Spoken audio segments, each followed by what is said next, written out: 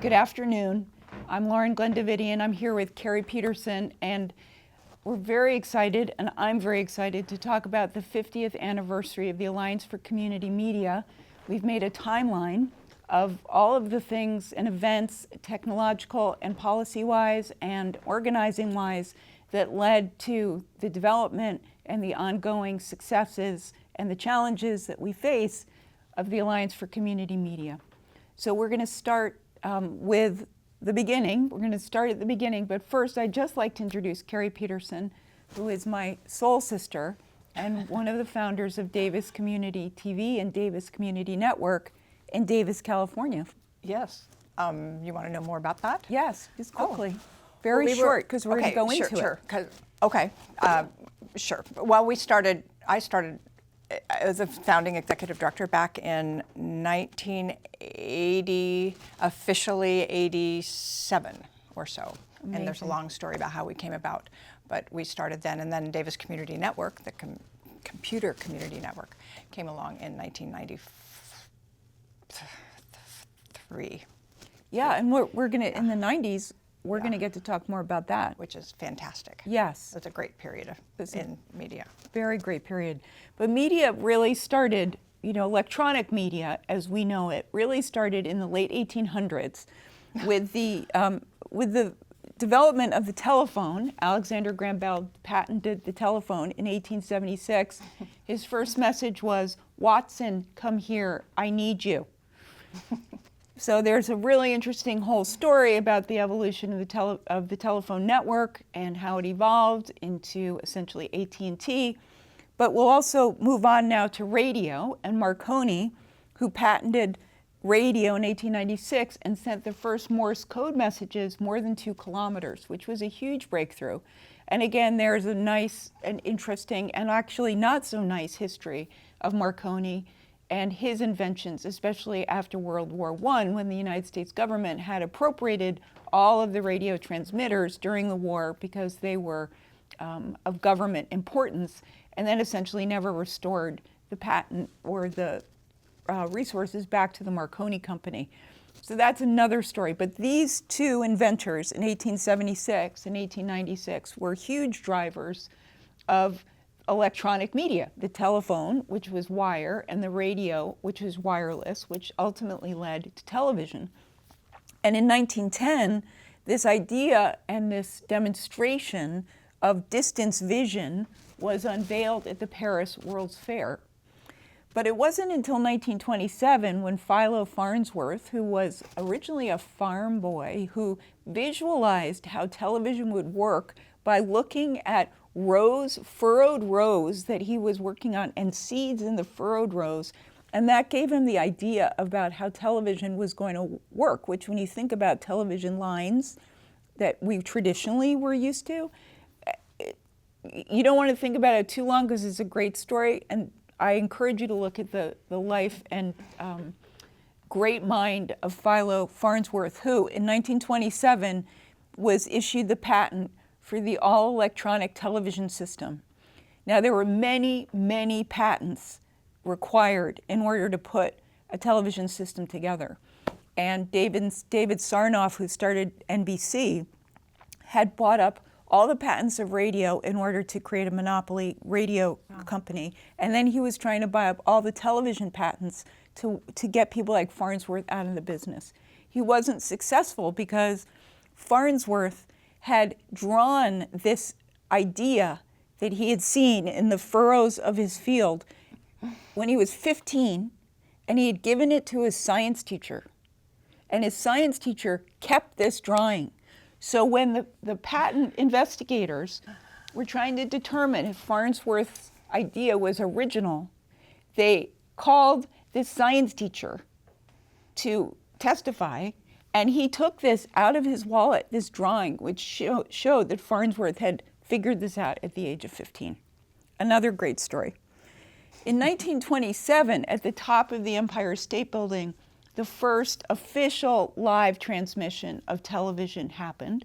Herbert Hoover was the Commerce Secretary, later become president, and he said, "Today we have the transmission of sight for the first time." So it was a very exciting moment. There wasn't recorded television, it was only live television transmission. So many things happened in terms of regulating telephone and radio, and then television, which followed, radio and TV falls under the broadcast titles of eventually what became the Communications Act of 1934. So there were many pieces of legislation that led up to this, but the Communications Act of 1934 was passed by Congress to create the FCC, the Federal Communications Commission, which was given the job of regulating these new technologies. The telephone, which had its own set of regulations, and radio and television, which had their own set of regulations. What's really important is that one of the driving values of this legislation was that these broadcast and telecommunications tools, technologies, be licensed for the public convenience and necessity, which means that there must be a public benefit for these tools, these technologies, to be licensed. So if you're going to get a license, you have to not just agree to be making as much money as possible with this TV license or radio license or telephone license. You have to operate in the public convenience and necessity. And that's a really key principle. It's a key point, yeah. Now, we're going to fast forward a few years to 1948, to rural America, where I'll just give you a very specific example. In Vermont, in St. Johnsbury, we were just talking about the founding of public access TV in St. Johnsbury, and the story there was that the Ellingsworth family had an appliance company. He and his buddies had this appliance company in St. Johnsbury, and they wanted to be able to sell television sets. But in rural Vermont, like rural Ohio and rural Virginia and all rural Pennsylvania, you couldn't get reception because television at that time still is, well, a little different, but broadcast TV was line of sight. So if there were hills between you and the major metropolis where these television programs were being produced and transmitted from, you had no chance to pick up the signal. So these wannabe television appliance sellers set up the first, what were called community antenna television systems, CATV. And they were started in Arkansas, Oregon, Pennsylvania, the other places that I mentioned. And in 1953, the first local origination channels were started, meaning that these cable operators, who were mostly family, well, they all were family owned. There weren't big megalopoly cable companies at that time. They were all very local. In fact, when we started in Vermont, there were 50 cable companies, right? Now there's 6. And these cable owners created their studios and started to transmit. And the record of the first transmission, local origination channel, was in Cumberland, Maryland, Beaufort Seville. And he was the first guy to do it. The next year came color TV. Now in our house, we didn't have a color TV until 1978. Is when we got a color TV. When did you get a color TV? Our neighborhood had one in a little bit earlier than that, and everybody went over to their house to watch television. Yeah, it was very exciting. And that color TV, I think, was $500, which at the time was exorbitant. And at in that same period, as cable TV in rural America started to grow, by 1965, 3% of the homes in the United States subscribed to cable TV, and it cost about $7 a month. So as television proliferated, there were a lot of critiques, right? There was news, there was entertainment, and then there was an analysis. How is this serving the public good? Just like AI, how is AI serving our needs as a community? How is the internet serving our needs as a community? Well, television, the same debate happened. And Newton Minow, who was the FCC commissioner at the time under Kennedy, gave this important speech, which actually led to the creation of public television, PBS, and it was called the Vast Wasteland Speech. And he says, When television is good, nothing is better. But when television is bad, nothing is worse. Keep your eyes glued to that set. I can assure you that you will observe a vast wasteland. Wow. So in 1969, PBS, Public Broadcasting, was created in response to these critiques of how television was not edifying or educational or living up to its expectation as a media that could build community, serve community interests in a non-commercial way. So big breakthrough in 1967 was the Sony Portapak. And the Sony Portapak brought video to the people. And I remember encountering a Sony Portapak in 1974 in my high school. And we would videotape our, we'd have guidance classes, and they'd be videotaped and then played back to us to see how we operated in group dynamics, which was mortifying. It changed my life when I saw myself for the first time. But do you remember ever encountering a Sony Portapak? No. Huh. Not until I worked in the business, and we had one, Yeah. but this is 67. It wasn't that early. Well, it coincided. So now we're entering this period of counterculture, of great upheaval in the United States, and activism. And activists started to see the value of this tool of television in the hands of the people, meaning, I mean, just imagine, until 1967, regular people were not producing TV. Regular people were not producing films. I mean, so there was a whole film industry and a documentary world going on at the time, but that was not available to the common person. But when you could start recording with a portable, and it wasn't so portable, you know, it might have been this big, you know, it was like a little suitcase. But people carried this frickin' thing on their shoulder, and they had the big camera.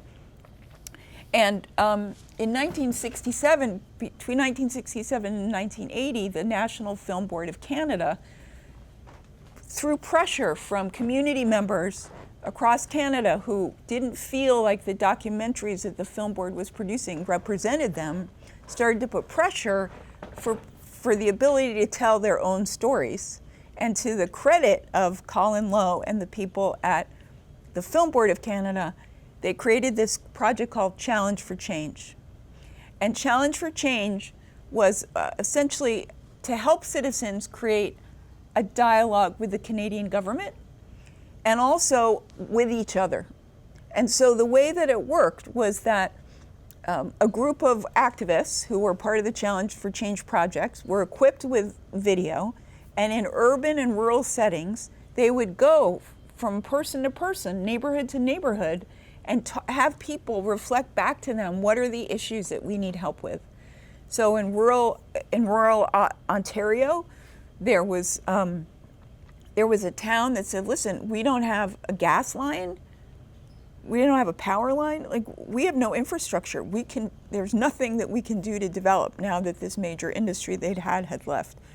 In Montreal, in a famous film called VTR Saint Jacques, they went from neighborhood to neighborhood in the Saint Jacques neighborhood, block to block in the Saint Jacques neighborhood, and people said to them, oh, well, we need a daycare center, or we need a health center, or we need a job. And then the organizer said, okay, great, come Wednesday night, and you're gonna come watch this video. And of course, you know, who doesn't like to see themselves on video? It's true then, it's true now. And they came to this hall, and their voices were projected, and all the people in the room realized they had common cause, they had common purpose.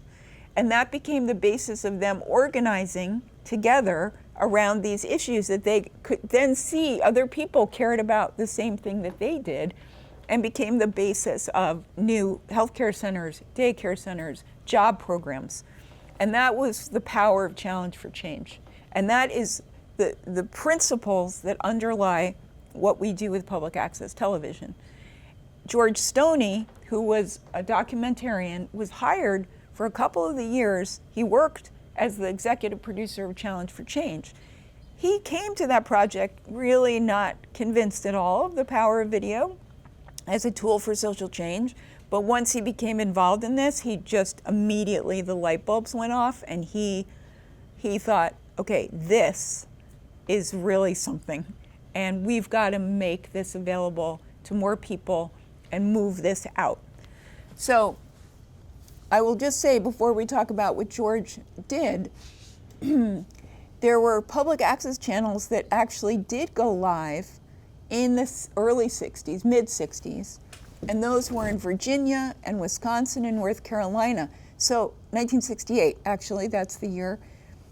So there were people who took this equipment and created public access channels, which were slightly different than the local origination channels run by the cable operators. But at that time, there was a kind of a synergy and an interest in collaboration between cable companies and people who wanted to reach their fellow community members. So again, it was this period of unrest and upheaval and social change, and the colleges and the universities were the vanguard of innovative thinking. And in particular, there were media programs that started in Antioch College, which is in Ohio, which created the Communications Study Center. And in 1971, that was 69, in 71 at Goddard College in our very own Vermont, which then in 1970, before they created their community media program, they hosted a community media conference that was attended by 2,000 people from across, I don't know, maybe even the world. And there were radio people, music industry people, television people, documentary people, activist people. I'm sure it was a very Woodstocky kind of event because Vermont is like that and Goddard is like that. But imagine 2,000 people thinking about this question of how to use media to create social change. NYU is where George Stoney went to create the Alternative Media Center. And he did that with a woman named Red Burns. And Red Burns went on to create the Interactive Technology Center, Interactive Television Center, which trained like the first generation of Silicon Valley people. But before that, George and Red started this Alternative Media Center as a way to, Kari, can you read that? Conduct experiments? Yeah, it's a way for us to connect with each other and bind the community together. And to conduct experiments in community access to cable TV. This was around the time in New York that 2 cable systems were awarded, one for uptown and one for downtown. But the Alternative Media Center wasn't just concerned with New York. It wanted to send young organizers with video cameras across the country, which they ultimately did, and we'll get to that in a minute. But I also want to point out that at this time also, there were these corollary movements, and one of them was the Rain Dance Corporation, which was a takeoff on the Rand Corporation, and it was a group of activists, and John Smith was one of it. And he's the one that said that these tools are a way of connecting and binding the community. And Radical Software is one of the magazines that was produced during that time. And Radical Television was also produced at that time. So we come on to 1972. And 1972 was a huge year. And I just want to point out to those of us who are concerned about the future of public access television that there were no explicit laws yet. I mean, there will be in a moment. But leading up to this moment, there's no laws that say there should be public access TV. This is kind of this historic zeitgeist, like this moment in history where organizing and social change and using these tools for good were operating principles that animated many, many people to become involved in this work. So between 1968 and 1972, community media centers were started up all over the country. And they weren't called community media centers. Maybe some of them were, like Antioch. They talk about Communications Study Center or alternative media center. But this idea of community media was underscoring places like New Orleans and Rochester, Austin, Texas, Tennessee, Appalachia, Daly City, and in New York, Downtown Community TV opened. Channels C and D went on the air, which were public access channels, and there's a movie that we all saw called, was it called Public Access, which talked about what happened in New York at the time. And then there were other initiatives like Open Channel, which were started by the Rain Dance folks and Top Value TV and Portable Channel. So there are these collectives of activists who got together and started to make television and organized. And at that time, the FCC adopted cable television in place of CATV, Community Antenna TV. They called it cable TV, and 7% of the US households had it, 7.3 million people. Even to the point, the expansion of cable was so significant that the New York Times wrote about it, and John O'Connor in the Times says, eventually it seems television's monopoly may have to make room for Cablevision's dialogue. Again, sort of this hopeful moment about what the technology could accomplish, which, you know, you live long enough, you see that at the advent of any of these tools, people are thinking, this is really great because it hasn't been completely co-opted by capitalists, right? But sadly, we live in a capitalist economic order, and so the tussle and the conflict between the public interest and commercial interest always exists at the core of all of these debates. 3/4-inch tape was rolled out at that time, and as I mentioned, the radical software people created Guerrilla Television, which was another great magazine that you can actually see and get your hands on online. But significantly, the FCC, in its third report in order in that year, mandated public educational and government channels in systems, in the top 100 cable systems, and mandated that 5 minutes of free airtime be made available for people that wanted to say what they had to say, which might be the beginning of that 15 minutes of fame idea, but it was 5 minutes of airtime. And the reason that this happened was because, again, you had these advocates, and one of them was Nicholas Johnson, who was an FCC commissioner. And Nicholas Johnson goes on to be really important for us in terms of policy and pushing through FCC support for these PEG channels. And Red Burns, who we saw earlier in the story, she was the policy side of the early access movement, and she did a lot of that work. And George was the educator. He was the person that trained the first generation of public access warriors. So, LG, in 1972, did we have a Democrat or a Republican administration? And Well, wasn't that Nixon? Yeah, so it was even during, this is what I'm thinking, so it was during a Republican administration even that they came up with these ideas. You might not see that today. That's a really interesting point. I mean, Nixon did come up with the EPA. I mean, there were a bunch Right. of things at that Right. time. It wouldn't fly today. And I don't know who else was on the FCC commission, but you know, the FCC works that whoever is the president, whatever that party is in power, gets to assign the chair of the FCC. It's a 5-member commission. Right. And so I think Nicholas Johnson he might have been chair and then became commissioner. That'd be a good thing to look into. Yeah. I'm sure someone like Sue Buskey could tell us that. There are 2 seminal documents that were written at that time. One was The Wired Nation by Ralph Lee Smith, which was called Cable TV, the Electronic Communications Highway, which was a roadmap for the connected age. So this was a roadmap for everything that is to follow, not just the advent of cable TV and the rise of cable TV.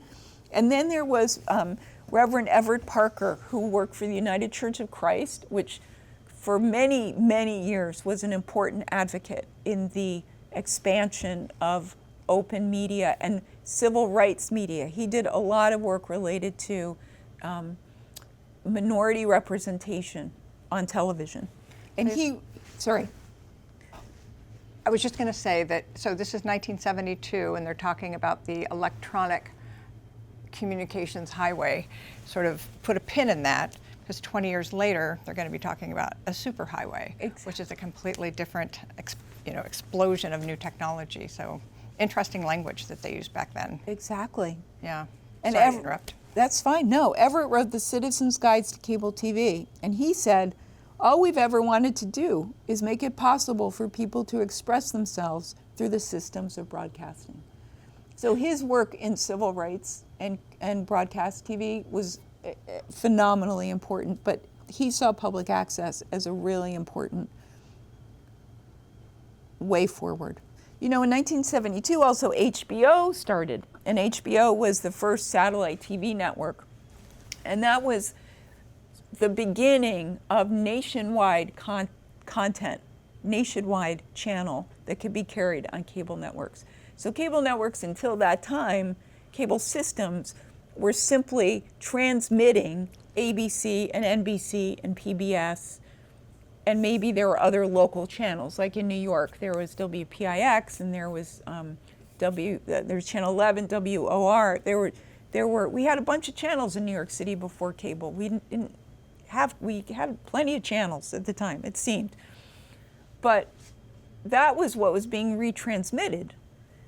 There weren't any cable-specific channels until HBO, until Ted Turner took his little TV station in Atlanta and made it a super TV station. MTV started around this time, and a little later on in the 70s.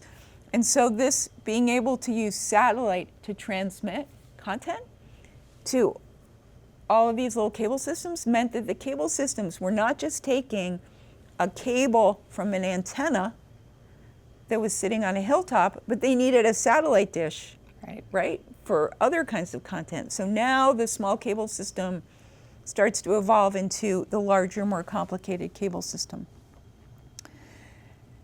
Channels C and D in New York City were airing 200 hours of programs, and they were having, like, Downtown Community TV, the NYU Deafness Research Center, the Irish Rebel Theater, the Gay Activist Alliance. These were the kinds of programs and series that were running on cable systems in New York. It's worth pointing out a couple of other innovations at that time, and one is that, is that there were other projects that were computer-based starting to evolve. Not TV-based, but computer-based. And they weren't necessarily network computer-based. They were standalone computer terminals where you could go, and Berkeley, California had the first one. It was called Community Memory, where you could go to a terminal and there would be a list of government services, educational services, library services, and it was a menu driven, and you'd pick government services, and then it would say, city clerk, parking, public works, and you could get deeper and deeper and access information in a text-driven system. And this becomes really important because ultimately television and computing and networking and the internet converge into community media. But this is worth pointing out here because this is starting to happen at the same time. And I think that when we first encountered it, that's when I really met Kari. Later on in the early 90s, it was like a revelation. Like, I had no idea that there were these people operating on the other side of the looking glass trying to liberate the means of production and distribution for the people on the computing side. So it's good to point out that that happened.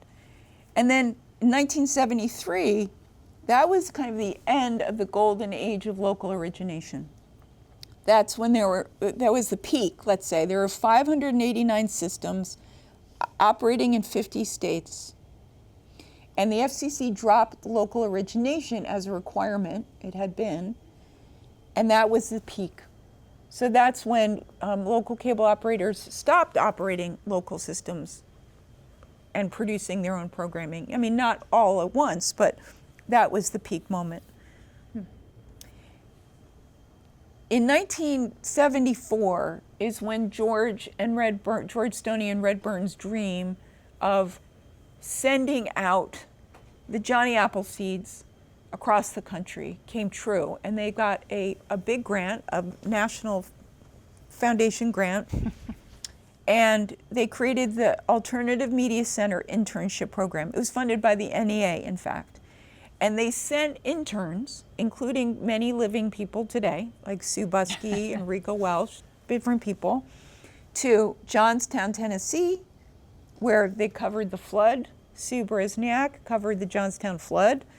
Bloomington, Indiana, Concord, New Hampshire, Madison, Wisconsin, where we're celebrating the 50th anniversary, Dubuque, Iowa, Fort Lee, New Jersey, Stockton, California, Buffalo, New York. There ended up being 24 communities in 12 states where these community media activists, public access TV activists, went and worked in partnership with cable companies. And the deal was that this grant would fund half their salary and the cable company needed to fund the other half of the salary. So again, there was this synergy between the industry and this fledgling media. 1974 also was the innovation of a two-way project in Reading, Pennsylvania and Irvine, California. It was a two-way cable project, and Reading became very famous for this. And again, it happened with the cooperation of the cable companies. But again, until that moment, there wasn't a network between cable studios, like places where content was being provided. They weren't connected with each other. They were all operating independently. But in this case, there was a project, I think, with a senior center and the cable head end. And there was content being sent directly to this senior center and then back. So that, again, these like little pieces were big deals at the time, but when you look back at them, you realize how essential they were for the development of technology today. What's interesting is that in Somerville, Mass, at that time was the first known obscenity battle. And there was a debate. There were people using the TV. They were being, saying what they had to say, which was outside the bounds of what was acceptable. And there was a debate about whether there should be continued access based on this obscenity discussion. So there's always people who are pushing to the edge. I mean, now we would think that was probably the tamest thing ever. And then also I want to just point out, in 1975, the National Federation of Community Broadcasters were formed. And those were local radio broadcasters. So they were like a sister to us. These were not separate activists, separate people working. We were all working together and creating these new institutions. So Sue Buskey, who is one of the interns at the internship program at NYU, said activists saw video as an instrument for social change and a tool for the disenfranchised. And when this grant program was going to end, the people who were the interns were quite concerned that they would not be able to continue their work or that public access wouldn't have the kind of reach that they envisioned. And so they created the National Federation of Local Cable Programmers, known as the NFLCP. And that was a big moment. That's why it's all lit up here on the map. And, like a good organization, there was a newsletter and information exchange. There was support for franchising that was offered. And there were, most importantly, the NFLCP saw itself as an advocate with the FCC and with Congress. And at that time, not coincidentally, because of the work of these interns, Red Burns, Everett Parker, Nicholas Johnson, all of this kind of effort came together to an FCC requirement that there would be 3 channels of public, educational, and government for all cable systems with more than 3,500 subscribers. Wow. the NFLCP's sort of maxim, mission, the NFLCP affirms that citizen access to the electronic media is a basic right under the First Amendment. And at the first sort of gathering of these NFLCPers in 1978, George Stoney, our grandfather, our godfather, said, our work in access is just beginning. You know, you had to imagine too that the cable operators thought that there was value added in the local channels. You know, they wouldn't just out of the goodness of their own heart fund these things and agree to make space for them. They had to believe that there was value to the community. And there was. Yeah, many of them did, absolutely, yeah. Which made, you know, this possible. Which makes today's battles for it seem sort of sad. Sad. Yeah. And short-sighted. And short-sighted. But, you know, they're all about maximizing profit. And these weren't profit centers. They were just centers for community dialogue and community engagement. And yeah. In 1977, I don't know if you remember, but I do, there were the big struggles to close Seabrook in New Hampshire, which was a nuclear power plant. There was a very big anti-nuke movement, and the Seabrook Video Collective went to work there. And that was, it was one of the examples of activist video for a particular cause being part of the package, the organizing package. So, you know, we see that later with the WTO, the World Trade Organization, and the independent media centers being created. But this is a good example of that. In New York, Channel L started, which has significance for those of us in government access, because that's where I met Chuck Sherwood. I went to meet Chuck Sherwood on the Upper West Side in his apartment, and he was a Channel L person. Wow. I'm not sure if he ran it or he knew about it, but I was told, go see Chuck Sherwood. Interestingly enough, Warner Cable at that time created the Cube Project. And the Cube Project, can you read that, Kari?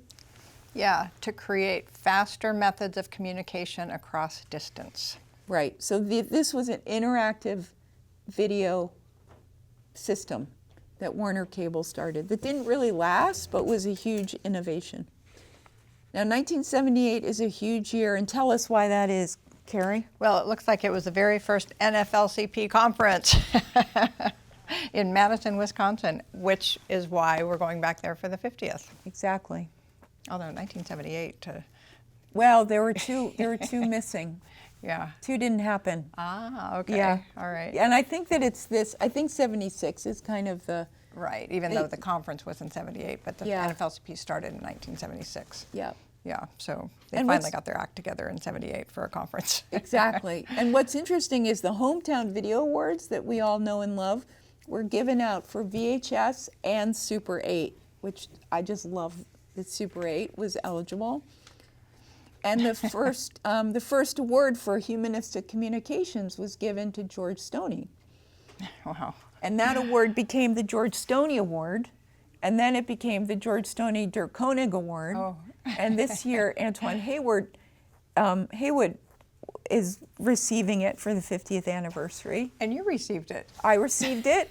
You nominated me, which is beautiful. And then last year, Vermont Access Network received it for its work as a state advocate. So that award means a lot. It's a really important award. Yep. And then there were down there were new systems that started around that time too. Yeah, we've got Boston Cable Access TV Coalition.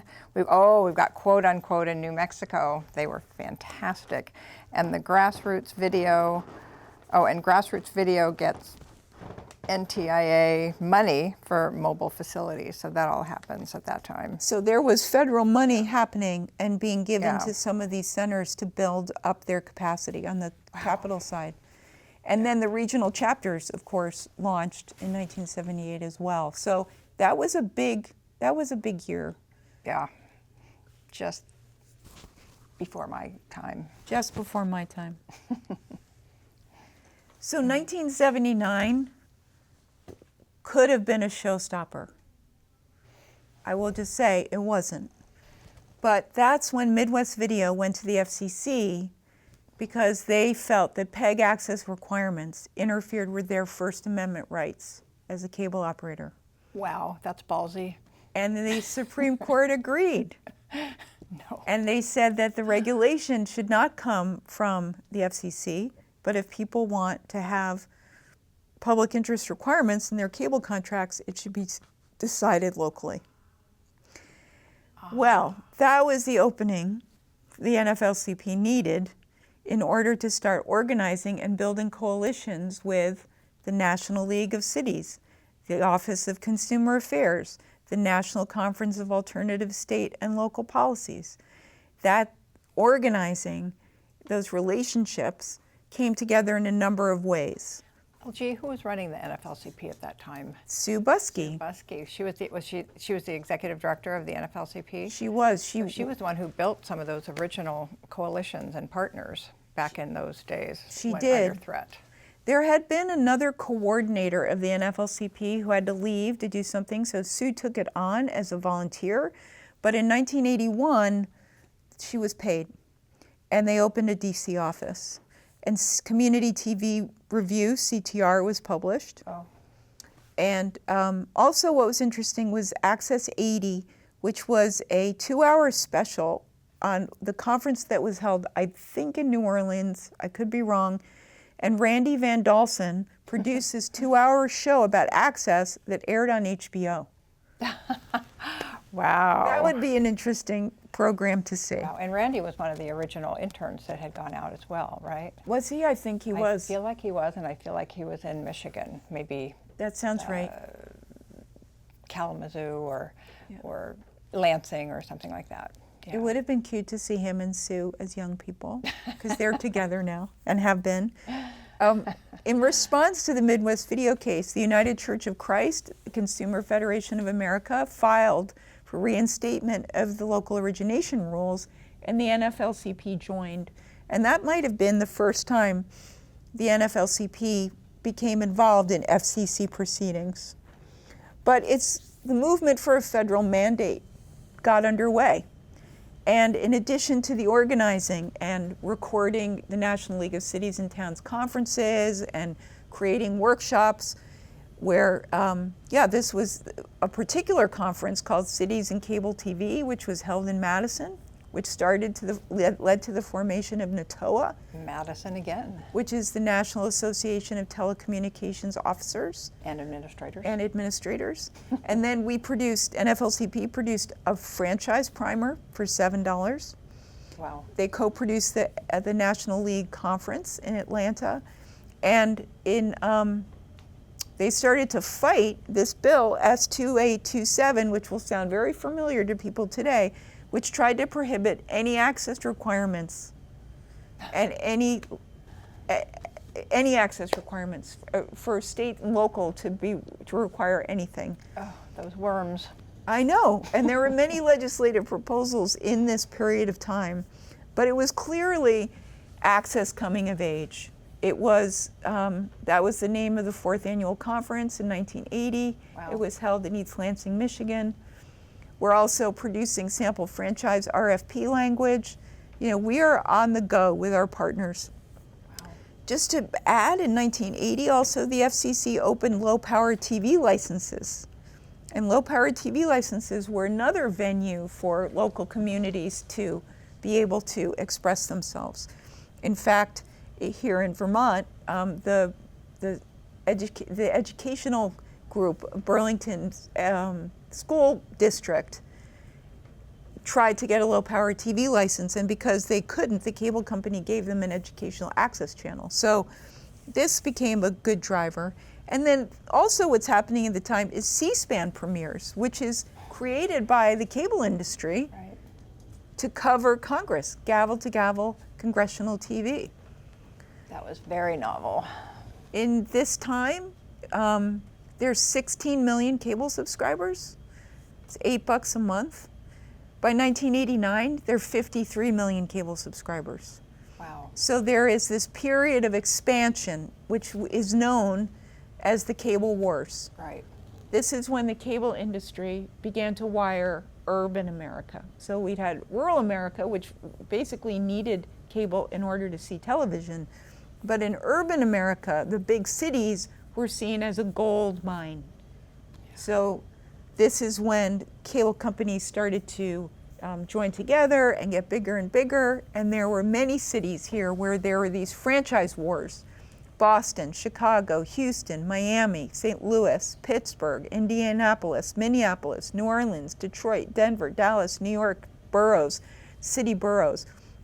And what was happening here was that the cable companies were responding to RFPs that these cities were putting out, and they were promising all kinds of things. Right. Not only PEG facilities, but tree planting.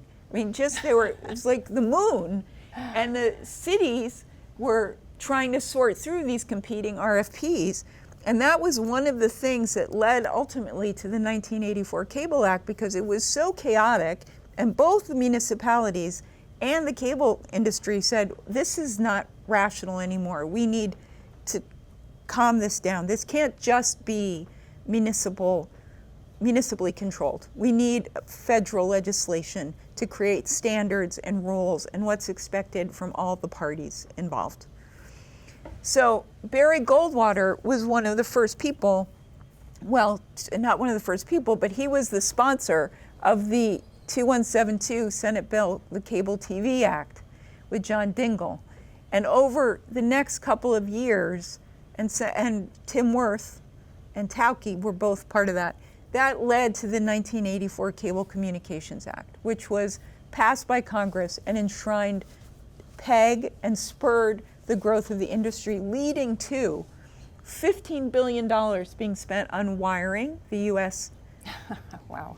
The largest private construction project since World War II. It was happening all over. It was happening all over. I remember that. Now, meanwhile, we're also developing these marvelous projects like Paper Tiger TV, which is one of the first groups I met doing public access TV programming, developed in part by Dee Dee Halleck and the Tigers. And this was a collective that produced these episodes, these TV episodes, which critiqued mainstream media. Herb Schiller reading the New York Times is a classic one. Joan, I'm going to forget her name, doing Dynasty. It's like breaking down Dynasty. Joan Collins. It wasn't Joan Collins. No. It was a colleague of Dee Dee's. And the programs were amazing. And the goal was, there were these half-hour programs. You know, it's 8 o'clock, do you know where your brains are? There were handwritten titles. And the goal was smashing the myths of the information industry. And this was produced in New York City. And Dee Dee Halleck, who remains one of our great leaders, said it's one thing to critique mass media and rail against their abuses. It's entirely another to create viable alternatives. And Dee Dee's dedicated her life to creating viable alternatives. And there are 400 episodes which are now archived. And we'll see Paper Tiger again pretty shortly in 1986 with the launch of Deep Dish Television Network, which was an attempt to compile public access TV shows and transmit them via satellite so that people all across the country could receive these programs instead of getting these VHS tapes in the mail. So there's such a demand for Paper Tiger all across the country, and they were sending so many VHS tapes out the door, maybe even 3/4 tapes, I think VHS, because 3/4 tapes were only 20 minutes long, so they're VHS tapes, that they said there's got to be a better way, and they created this satellite solution. And we got grant money, and we raised money, and we put out a call for the first series, which was on different topics like housing or social justice. People all over the country submitted their programs, and then the Tigers edited them. And over the first season, and this went on for many seasons till 2019, different iterations, those were transmitted via satellite, and you'd have to get your cable company to record it, and then you could air it. Before we move on, There was another movement. It was short-lived back in 1983 and 1984, where communities not wanting to be part of this cable wars and the fights between the big operators, they wanted to bring control locally, and there was a movement that started and finished just a few years thereafter, but to create cable cooperatives where the citizens would actually, and not the big cable operators, the big giant cable operators, that the citizens would actually own the local community cable operations, and they would provide all kinds of local programming and services and support for community communications and all that kind of stuff. So there was one started in Davis, there was one started in Palo Alto, but the important thing is they could not compete. They couldn't compete against the big operators because they had all the power at that time, and so those efforts unfortunately fizzled and got swallowed up by the big operators. So. We should have a little cable co-op thing down there. Worth mentioning. We're gonna have to. It was a good effort on the part of a lot of citizens, which is actually how I got my start in community television. At Davis. Yeah, was with that effort. And Elliot Margulies in Palo Alto got his start in a cable cooperative, but they didn't have the financial feasibility. And the market share. And they could not get the market share because they couldn't afford to buy the services like HBO. Right. And so they just couldn't compete with these big guys. Well, Burlington Telecom in Burlington has had the same problem. They're a standalone little company, and they can't get the same prices that the big operators can get for that content. Yeah. And so it's a familiar story. Yeah, it is. It's told over and over and over again in industries, and it also happened here. Well, and the 1982 breakup of Ma Bell is another example of that. So there was this monopoly, right? And basically they were told you have to break up after 100 years of monopoly service into 6, I think, Ma Bells, which ultimately became reconverged. Right. So they were broken up, deregulated, and then they came back together into just a handful of companies that now not just do telephone service, but telecommunications service. It's a cautionary tale. You know, corporations have, too much power. They always have, and I don't know. Well, it's the technological developments in this nation reflect the economic order, and that's always the case. And there have just been these moments of, let's liberate, capital has a way of attracting and conglomerating on itself. It just creates efficiencies in the marketplace, and that's just the nature of how things work in this economic order. It is.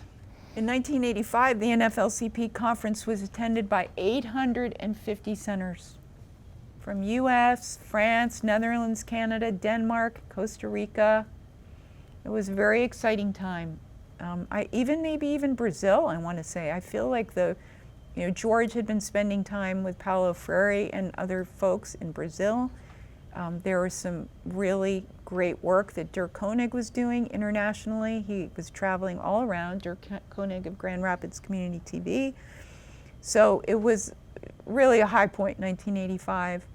And in 1988, the Alliance for Communications Democracy was established, which was established specifically to protect local control and to promote media diversity by creating a fund. So when court cases came up or FCC cases came up or local franchise debates, cases came up where the locality needed some help, the ACD could provide resources and guidance to those projects. And that was a very important way of expanding the reach of the Alliance for it was still the NFLCP. It wasn't renamed quite yet. Not yet. This is a great quote. That is. Why don't you read that quote? This is a George Stoney quote at the time. He says, "When the idea of access is fully implemented, carried beyond cable to all electronic media, I am confident this movement will be seen as important as was civil rights." Yeah. And we hope that it is. Yeah, in the future. Yeah. In the meantime, Blockbuster video stores started to open in Texas. And another important development in the development of local computing and networking, the Cleveland FreeNet, text-based local information over the telephone. So this was networked. So it wasn't like the standalone in Berkeley, the standalone kiosk, they were networked into FreeNets, and it was one of many FreeNets that were established at the time. FreeNets were a thing in local communities, but they were connected by telephone wires and modems. They weren't connected by the, quote, internet as of yet, because telephone systems were starting to send digital over their analog networks using modems, which converted the signal so it could go from one computer to another. And the FreeNet movement took advantage of that. I think it's important to point out again, there are controversies in our movement. I mean, what center hasn't dealt with content controversies? But the Kansas City, this made a big impact on us. Here at CCTV, we had endless debates. Nat Ayer, who I started CCTV with, and Linda, his wife, we had these endless debates because the city of Kansas City shut down the Access Center rather than run this program that was Ku Klux Klan leaning program called Race and Reason. And the ACLU came to the side of Race and Reason and basically forced that channel to reopen. Right, in the name of free speech. In the name of free speech, in the name of anyone can come and use this channel.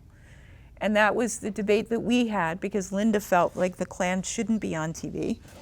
And we felt like anybody who comes in here who's willing to take their hood off should be able to speak. Because otherwise, how do you know what's happening in a community, and how do you even begin to mount a response? It very much challenged local communities and their devotion to things like free speech. How much did they support free speech? It was a real test. And it's still being debated today. This would be considered hate speech. And so the question of what is the First Amendment, what is hate speech, what is acceptable, what control do we have, what control should we exercise? It's a very healthy, ongoing discussion. And our response to that was the response to hate speech is more speech. Exactly. And that was our line. The Whole Earth Catalog, folks created the Whole Earth Electronic Link, the well in San Francisco, which was a communal watering hole. You were saying something about that the other day, about the guy who started. Stuart Brand, and right. Yeah, and then he started the well, and the well was an online community. And I remember Daniel Ben-Horan, who started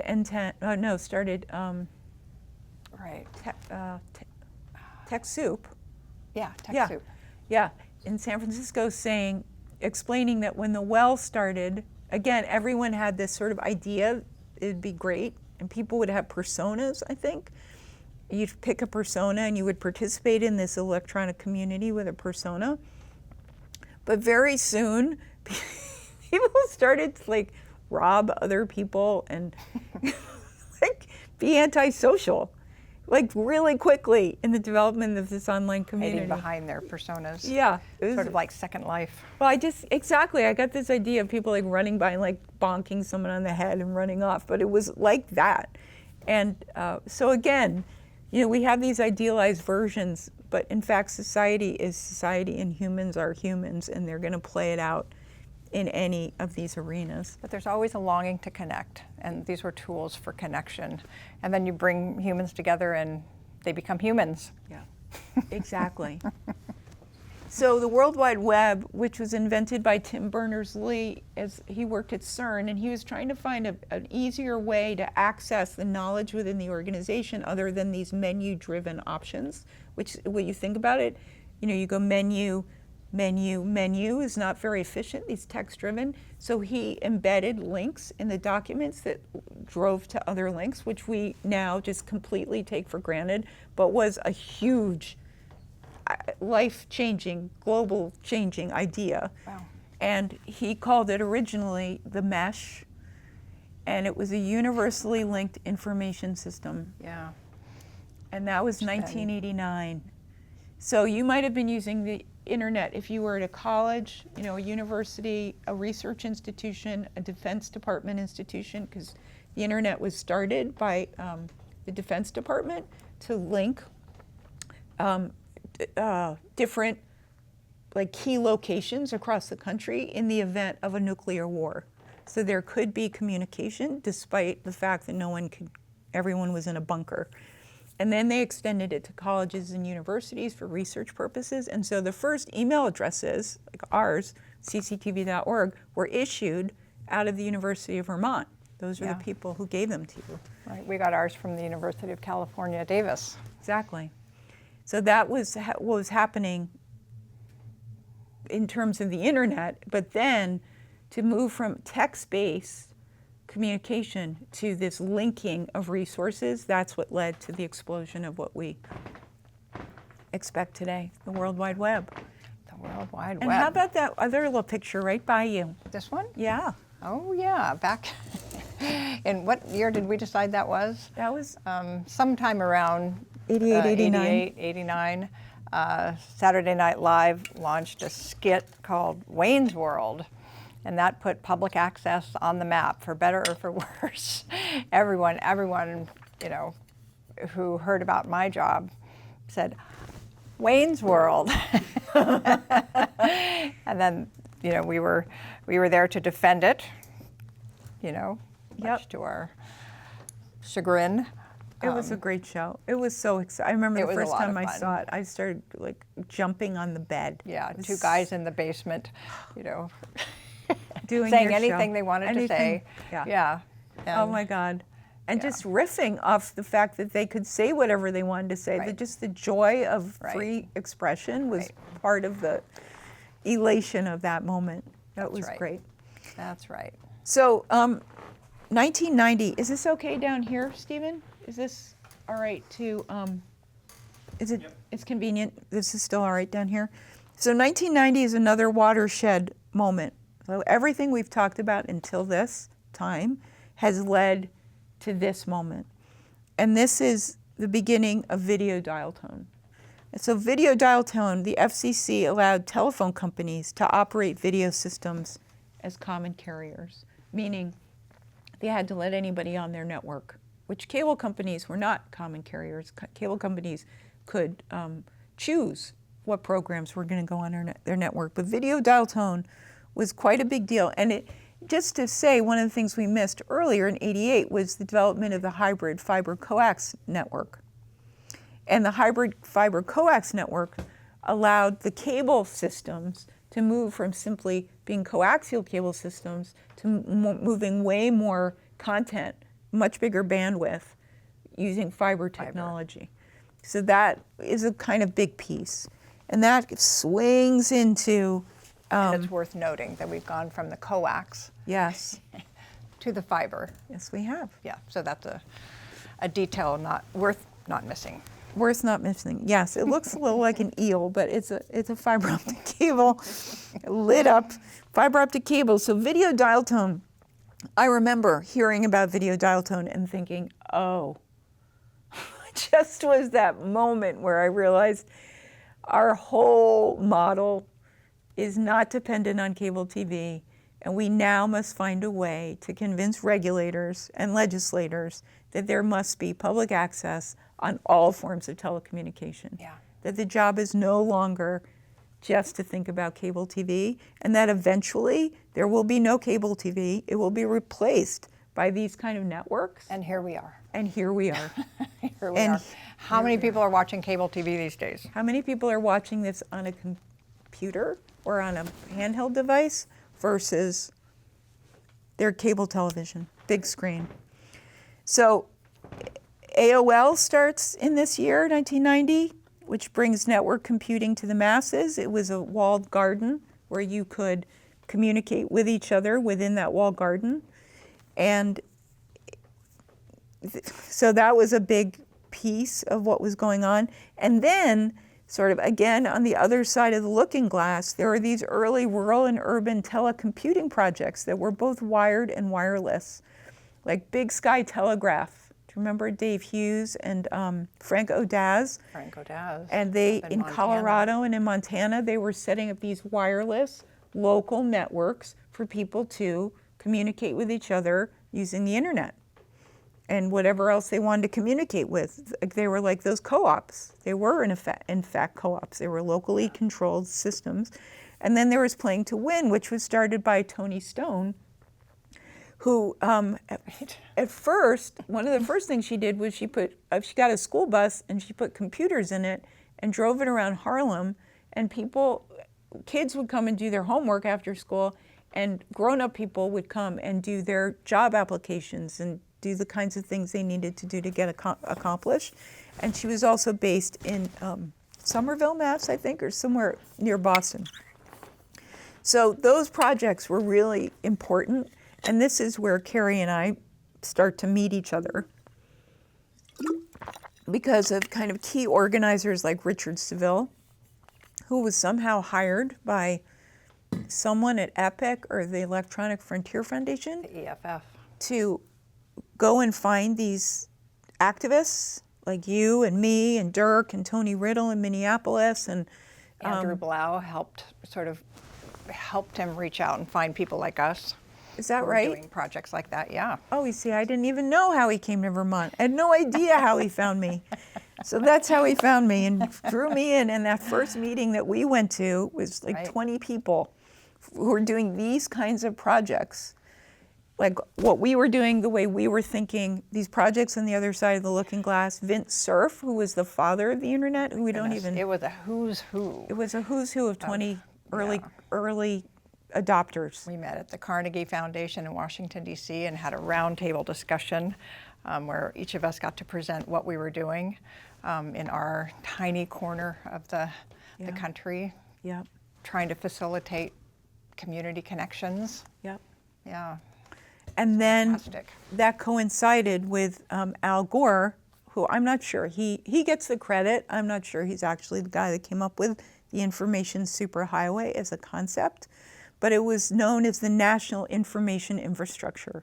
And it was when Congress and public policymakers started to think about these, what were to become broadband networks. And in 1992, the Cable TV Consumer Protection and Competition Act was passed by Congress, allowing broadcasters to demand payment for carrying their signals, and also it strengthened local authority. So there were cable regulation happening as the push to have very little regulation on the broadband side was going on at the same time. So that is interesting. So the cable people are starting to chafe, or they will be chafing pretty soon, by 1996. Like, why should we be regulated if you want these phone company-owned telecommunications networks to just be able to have no law? In fact, the Internet Tax Freedom Act was passed not soon after to make sure that there was no taxation on internet development. So again, there's like, how do you modernize these systems while they're developing incredibly quickly? Manhattan Neighborhood Network opens in New York City after many years of organizing, so that's worth pointing out. George was one of the organizers, Dee Dee was one of the organizers, and around this time is when the NFLCP decides we've got to rebrand ourselves because we're not just in the cable business anymore, we're in the community media business. And that was an exciting time. That was an exciting time, but it was also a little frustrating because not everyone understood what the change was. And so there still was just a smallish group of people in our movement who were like, come on, we need to branch out. And other people were not branching out. And I just remember there being this kind of, come on, let's go. We've got to be doing interesting things. And that's why this community networking movement and the merging of public access and community networking was just fantastic and an outcome of those meetings. And these groups, these examples, including Davis Community Network, GrandNet in Grand Rapids, Minneapolis Telecom network that Tony Riddle started. Dirk started GrandNet. Cyber Skills we started in Vermont. And Lowell Telecommunications Consortium. George is going to come to me. Yeah, tall, thin, great, really great guy. These were the outcomes of those projects. And why don't you just talk a little bit about how Davis Community Network came about? Well, we came about because we're in Davis, California. We are a college town, and the University of California at Davis was looking into,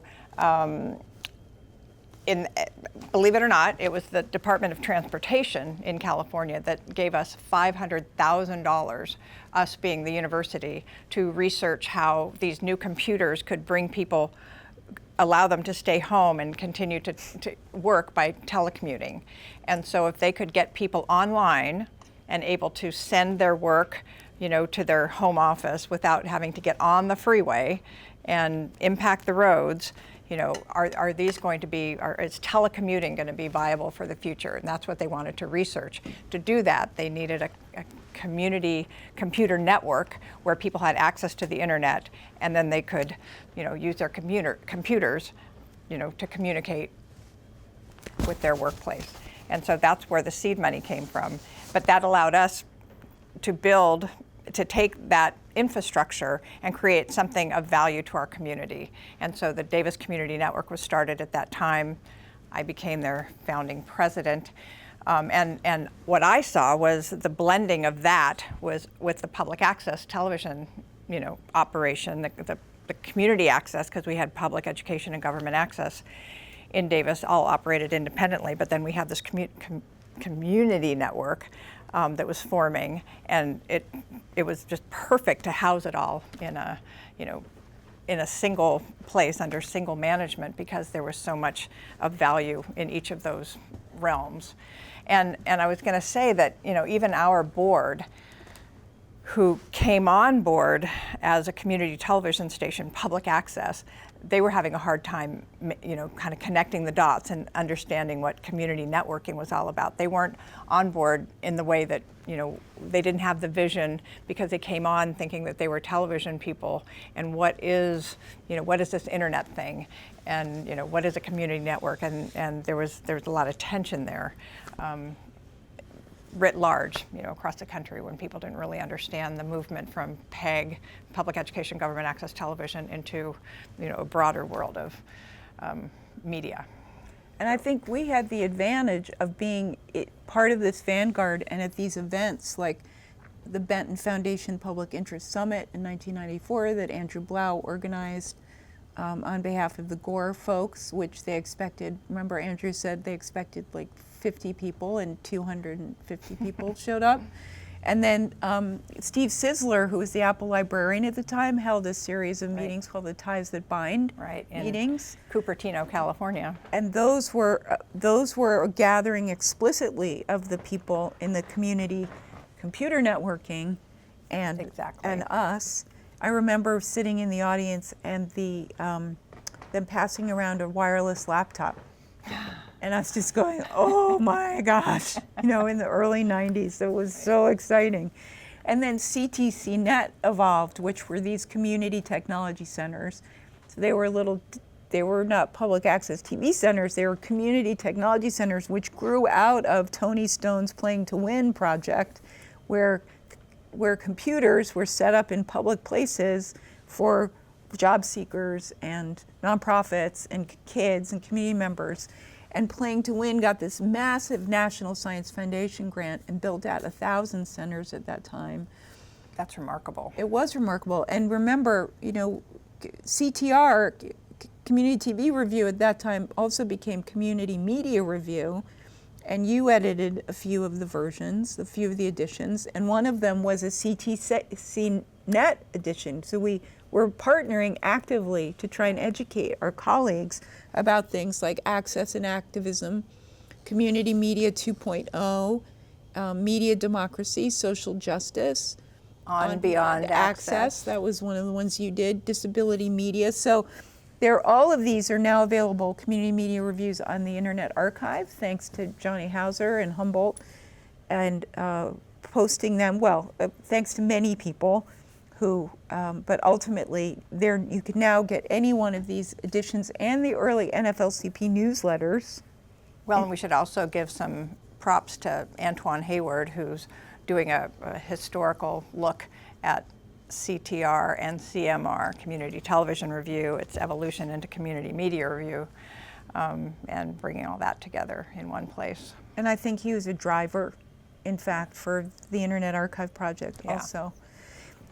Just before we get to the big Telecom Act of '96, I just wanted to note that the NFLCP and the Alliance have given out different awards at different times.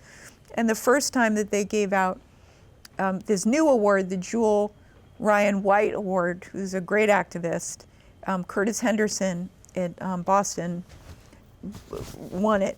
And that was a great moment. So we've been able to recognize our people, and in I think the most current, the 50th anniversary catalog that Randy Van Dalsen's putting together, there's going to be all the winners and all the heads of NFLCP and ACM and all the everybody's. So that'll be nice to see.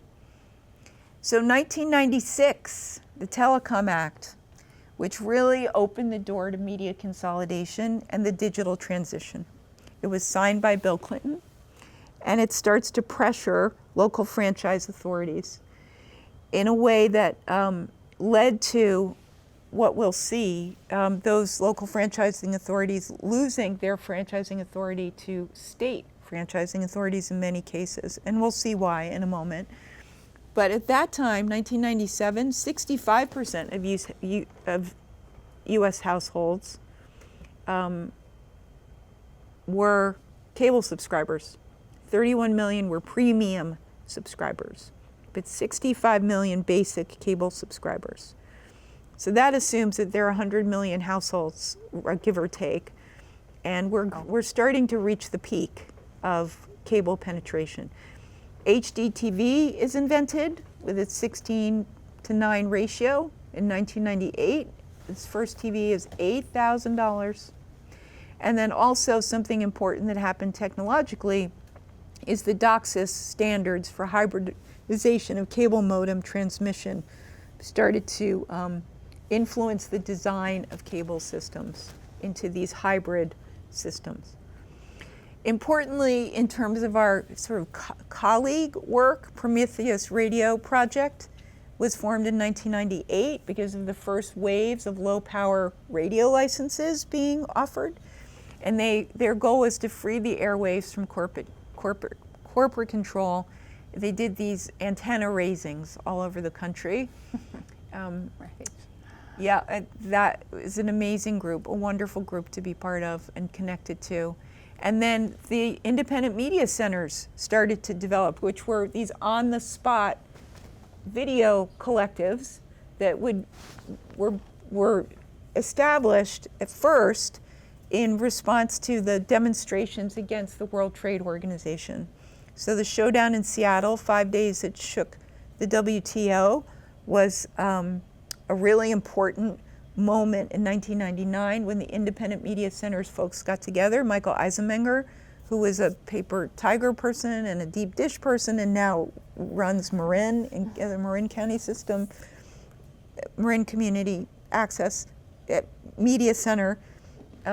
He was instrumental in bringing all this video that people shot every day and creating a half-hour program and getting it out to the whole world so people could see immediately not the mainstream version of what was happening in those demonstrations, right, but the alternative version about what was happening in those demonstrations. And that was a combination of using light equipment and internet transmission and digital editing and getting it all done in a collective That's fashion. remarkable. It was remarkable. We could use that with the ice raids right now. And it might be happening, well, because people have their phones now. Right. This is Right. before people had their phones, you know, so there was no coverage, alternative Right. coverage. Right. Exactly. So let's see what else happens. So in the 2000s, there's this, big transition in PEG operations where we expand from being just cable channels to websites and digital production entities and streaming delivery and online archiving. This is when this switch began to happen. And of course, we have this picture of Dirk Koenig, who is one of our great leaders, who we lost around this time. And he has this great story. It's called the Bell story, which I put there just to remind people to go find this video of him telling, because he would travel around the world talking about community media. And he went to this village, this African village. Africa. And they were, you know, he and a group of people were there to help this community find ways to use these new technologies. They were going to deliver all this technology to the transmitters, the village, and they sit down with the tribal leader in the village and the people, and they make their presentation, and the man who, the tribal leader says, well, that's very nice. And Dirk, you know, tells proud his of story. himself with all this complicated electronic stuff. Said, that's so nice, but what we really need is a bell. And Dirk's like, what? Says, yeah, a bell. We would like ring it twice when we needed everybody to get together, and we would ring it 3 times if we needed something else. We just need a bell. And that's when Dirk realized that you really needed to ask first before you brought all the biggest, most complicated technology was not necessarily what was needed in a community. Right. You need to listen to what the community wants and what the community needs. You need to ask them first. Yeah. Yeah, so that's a great story, his Bell story. So in 2002, the FCC classified cable broadband as an information service, meaning that cable companies who used internet as a delivery system had control over their content, and they weren't required to let anybody on their network. And this debate went on until 2019. I like to call it, is it the floor wax or a dessert topping debate? Is this a Title I information service under the Communication Act, meaning you can control the content as the provider, or is it a common carrier, meaning you have to let anybody use the traffic? And that's, goes back to the Midwest Video case where the Supreme Court said, no, you get to control the traffic, your First Amendment rights to the cable operator. We're not just an interstate highway, we're actually a toll road. And you can charge what you want and let people, other companies, content providers on and off as you will. And that is what we call the net neutrality battles. We had a big, great set of conferences, Free Press sponsored, called the National Conference on Media Reform, which again was all these entities who are now, it's sort of like a small group starts and it's bigger and bigger, and by the time of the National Conferences on Media Reform, hundreds of people were coming to talk about finding affordable public benefit solutions to the communication system, because we were running the risk, and it was happening, of being shut out. And that's what those conferences were all about. And that's where we met the Prometheus people, and that's where the Independent Media Centers people came, and the CTCnet people, and us, and the activists. Everybody sort of started to show up in these events. The iPhone in 2007 is invented, which again is a huge technological breakthrough. But in 2007, the competitive cable franchising order comes out to provide a level playing field for new entrants and to fast-track telco-based cable systems. That begins the decline of PEG money. The alliance loses its challenge against it. And then we start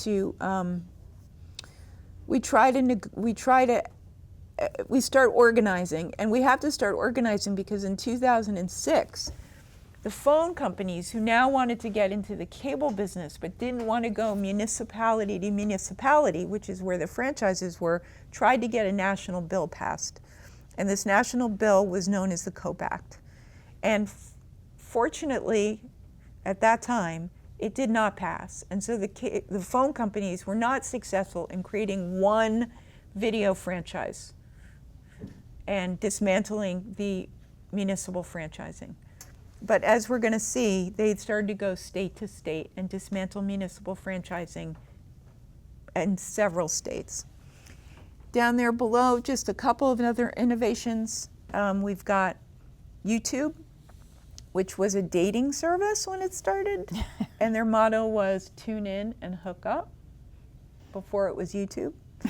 And then importantly, Drupal as a platform for us to develop websites that allowed us to access content easily, and that was Drupal. And Denver Open Media really started this open source platform for PEG stations to begin to develop really innovative web platforms. And I think there's one more thing, which is the Brand X versus FCC case. Well, that was the beginning of the net neutrality battles. Yep. All right. And Michael Eisenmenger, who we've mentioned before, really was the force behind the Save Access campaign of that period, which was really meant to defeat the COPE Act. So the phone companies, who weren't happy that they lost the bid to nationally franchise, launched this campaign to go state by state and strip municipalities of the authority to franchise. And in 21 states, they passed these state-level franchising regulations. Now in Vermont, we had state franchising. Hawaii had state franchising. Connecticut had state franchising. But those were tried and true processes that we were used to. Municipality, you didn't have to go to a municipality. In fact, for us in Vermont, it was great that we didn't have to go to the municipalities. Yeah. But in this time, this decapitation of municipal authority over their public rights of way was a big problem. And the results were a hard cap on the 5%, meaning you might not get more than 5% in operating money, even for capital. Signal quality was compromised. Channel slamming started to happen, meaning channels were changed without notice. We were stuck in certain parts of the electronic program guide. And then apparently ghost studios, so there were studios that municipalities had that they no longer could support. And it also helped create this SD ghetto. So we've had a hard time, many of us, moving to HD quality. And at that time, systems that closed, PEG centers that closed were Tucson, Cincinnati, Milwaukee, Dallas, San Francisco, LA, and Santa Rosa. But interestingly, at the same time in California, which became a state franchised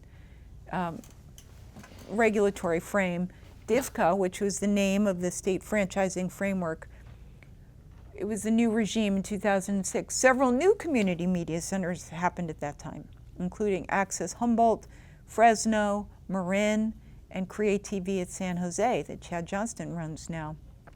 And Michael runs CMC of Marin.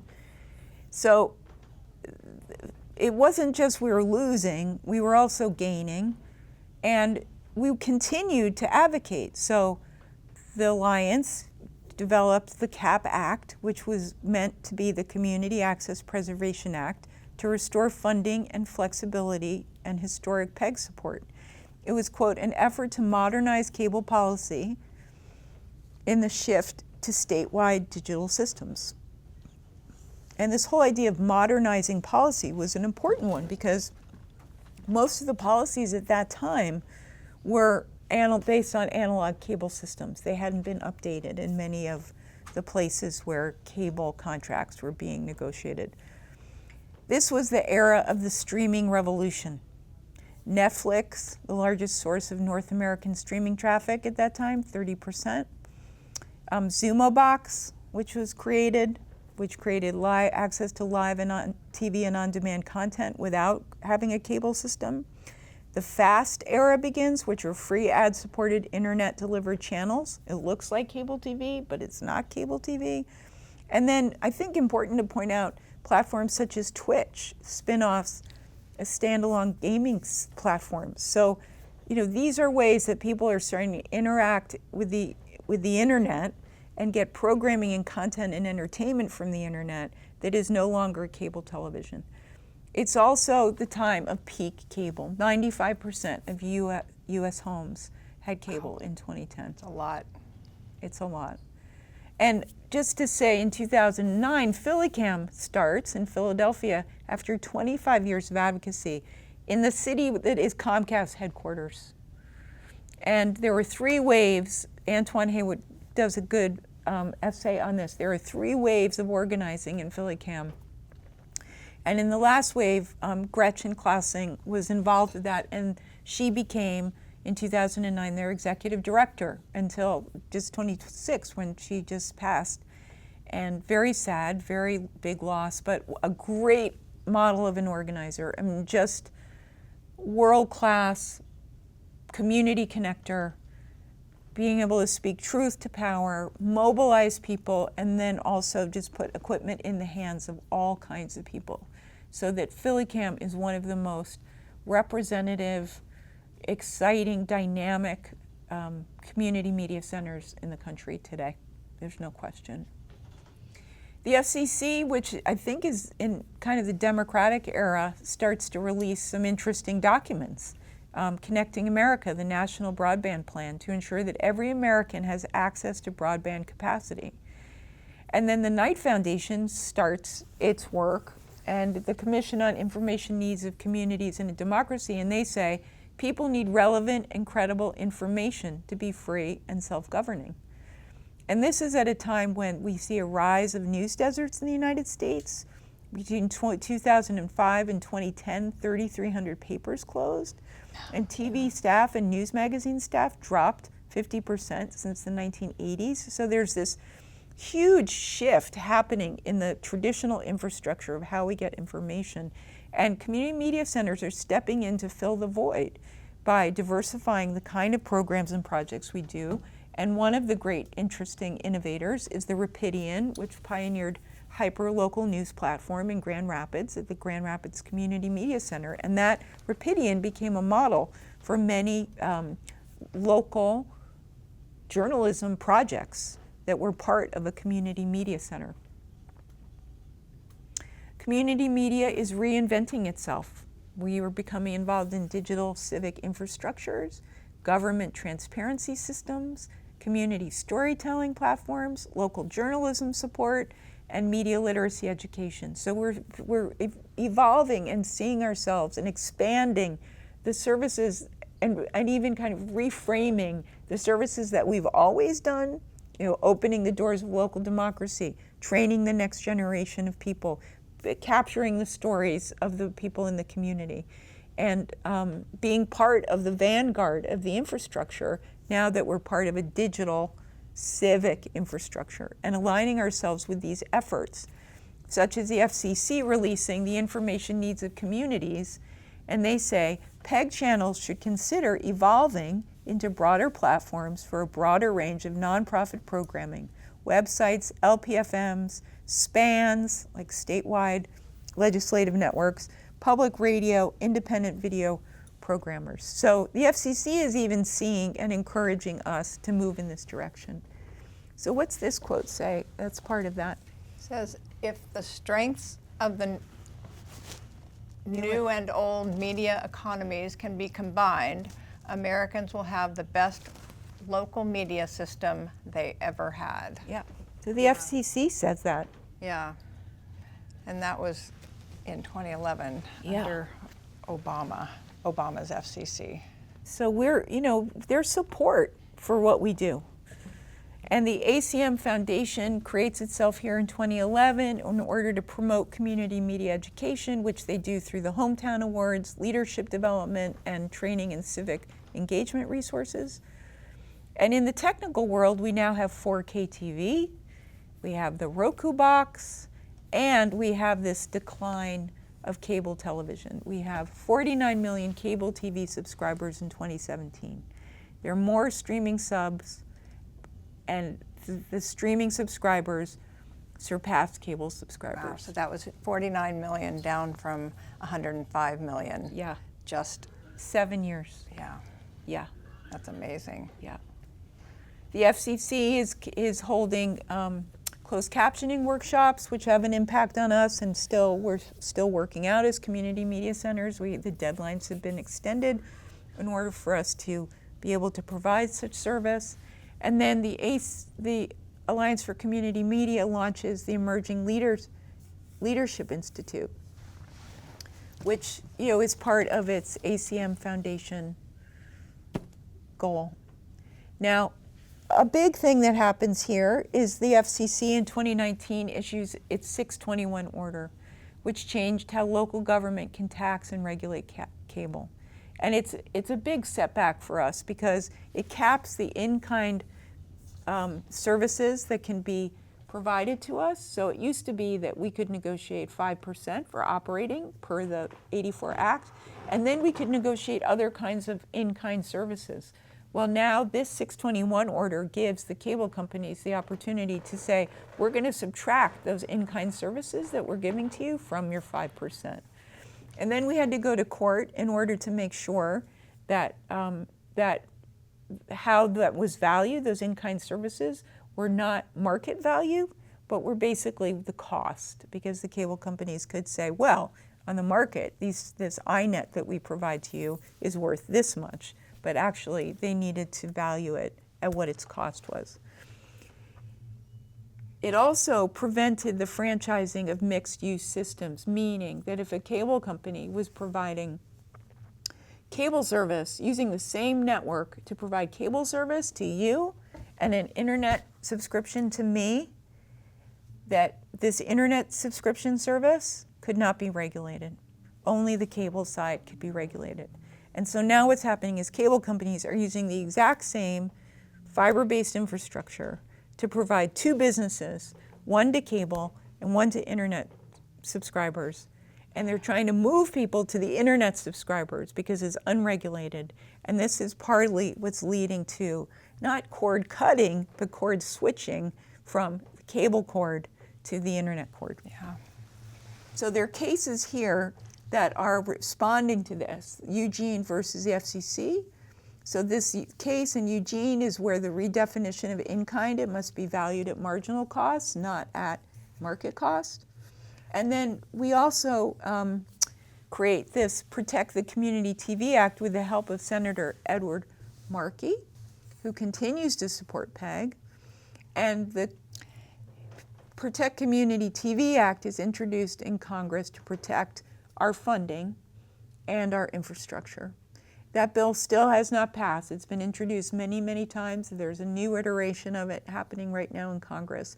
But there's also other activity that is coming on a state level, because it's clear we're not going to get relief on a national level in any significant way. And so in Maine, ITVA versus Frey Maine, which upheld Maine's authority to impose HD channel carriage requirements on par with broadcast channels and other comparables, so that a cable company, a video service provider that looked like a cable company needed to be regulated by like a cable company. And what role did Jim Horwood play in that? Well, Jim has, Jim, who again just passed this year in 26. I didn't know that. He just died last month. He was on a call. He was on an advocacy call, and then a week later he was in the atmosphere. He's been a long time friend of Access, as has Senator Markey. Yeah, and Jim Horwood was key in many of our FCC cases, and in local cases like this Frey Maine case. He was the legal mind behind it. And he's also involved in this case in 2019, which is Manhattan Community Access Corp, MNN, Manhattan Neighborhood Network, versus Halleck, D.D. Halleck. And it went all the way to the Supreme Court, which ruled that MNN is not a government actor, even though they're part of the New York franchise, but they could exercise editorial control, and they could keep Dee Dee Halleck and her colleague off their channels if they wanted to. So that was very controversial within the public access movement. But Jim was working for MNN on that case.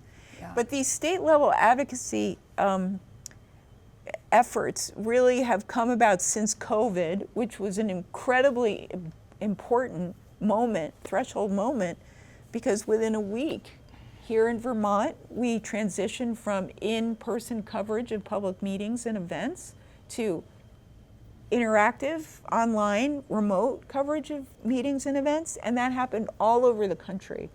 And it was because of the work that we did and our technological knowledge and our relationship with these local governments and governments in general and community groups in general that we were able to keep people connected, keep the wheels of democracy turning, and we were recognized all across the country as an essential service. And that has made it a little bit more favorable for us, for example, in Vermont, in Massachusetts, in New York, to advance bills that ensure that we have new revenue sources, legislative revenue sources, to offset this decline in cable revenue.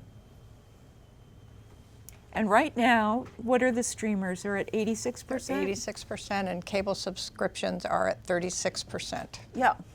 And happy birthday, 50th anniversary of the Alliance for Community How's Media. your voice? Yeah, so it really, I mean, I believe that we have these ups and downs within our movement, but clearly the organizing that we've done all through these 50 years is what's led to our current ability to continue to be here. And as long as we continue to organize and not just see ourselves as TV people or media people, but to see ourselves as social change agents who have these tools at our disposal, whether they're cameras, whether they're the internet, whether they're web pages, whether they're whatever it is. It's the tools that we use to make communities better and connect people. That's what makes us unique. That's where we can build political support, and that's where our future lies. So, happy birthday. Happy birthday.